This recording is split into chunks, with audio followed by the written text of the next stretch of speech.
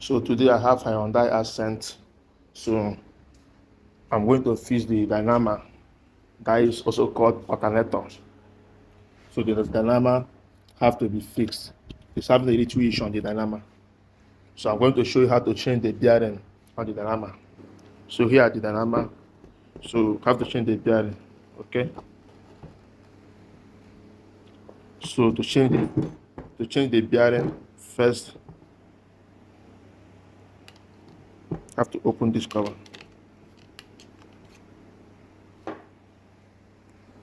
Open the cover and also open the carbon, the cutout, 7 bolts.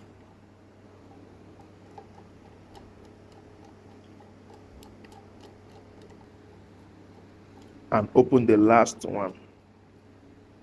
So